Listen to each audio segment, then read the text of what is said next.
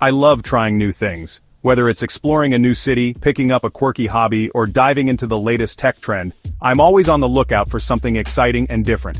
I also love making money. There's something incredibly satisfying about seeing your bank account grow, especially when it's from something you genuinely enjoy doing. So, when I stumbled upon this weird side hustle online, I was intrigued. People were making money in the most unconventional ways. They were doing it in their pajamas, from the comfort of their homes, no need for a fancy office or a strict dress code. It seemed too good to be true. I mean, who wouldn't be skeptical? Making money while lounging around sounded like a dream. The hustle involved something called digital pet rocks. Yes, you heard that right, digital pet rocks. Basically, you create digital pets. These aren't just any pets, they're unique, colorful, and entirely virtual. Then, you sell them online. There's a whole marketplace for these digital creations, and people are actually buying them. I know it sounds crazy, but sometimes the craziest ideas turn out to be the most profitable. The potential for passive income was tempting. Imagine earning money while you sleep, with minimal effort. I decided to give it a shot for 7 days. I set up my workspace, marked my calendar, and dove in head first. Could this be my ticket to freedom? The idea of financial independence was too alluring to ignore. I had to find out. This could be the beginning of something amazing, or just another lesson learned. Either way, I was ready for the adventure. Day 1 was all about research. I spent hours diving into the depths of the internet, trying to understand this new phenomenon.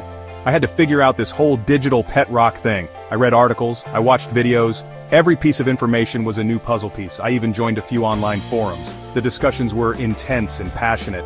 It turns out there's a whole community dedicated to this. People from all over the world connect over their love for digital pet rocks. People create elaborate backstories for their pet rocks. They give them personalities. Each rock has its own unique story. They even dress them up in digital outfits. The creativity is boundless. Who knew? It was fascinating and a little overwhelming. The sheer amount of dedication was surprising. Could I really compete in this market? The more I learned, the more I questioned my own abilities. Day 2 was all about setting up shop. I needed a platform to sell my digital creations. I chose a popular online marketplace. It seemed user-friendly. Next, I had to create my first pet rock. This was harder than I thought. I wanted it to be unique. I wanted it to stand out. After hours of work, I finally had something I was happy with. I listed it on the marketplace. Then, I waited. Section 4. The grind is real. Days 3 through 5 were a blur of marketing and self-doubt. I shared my pet rock on social media. I joined Facebook groups. I even reached out to influencers. But nothing seemed to work. My pet rock was lost in a sea of other digital creations. I started to question my sanity. Was this whole thing a huge mistake? Maybe digital pet rocks weren't my calling after all. Section 5. A glimmer of hope. Just when I was about to give up, something amazing happened. It was a moment that changed everything for me. A moment that reignited a spark I thought had long been extinguished. On day 6, I woke up to a notification. It was early morning and the sun was just beginning to peek through the curtains. I reached for my phone, still groggy from sleep. Someone had purchased my digital pet rock. I couldn't believe it.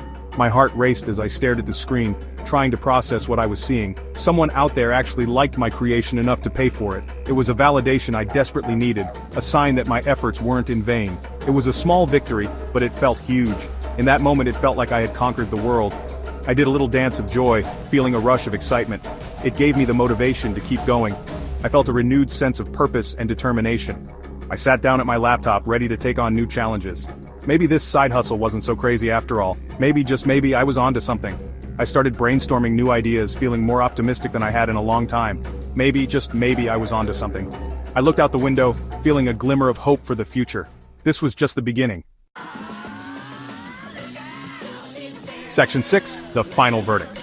Day 7 arrived and it was time to tally up the results. I had only made one sale. My earnings were hardly enough to cover a cup of coffee.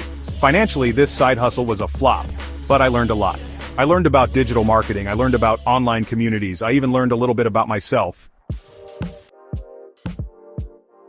Section 7, lessons learned. So, was this weird side hustle a huge mistake? In terms of money, yes. But in terms of experience, absolutely not. This experiment taught me that sometimes the journey is more important than the destination. It taught me to embrace new challenges and to never give up on my dreams. Even if those dreams involve selling digital pet rocks. Who knows what weird and wonderful side hustle I'll try next?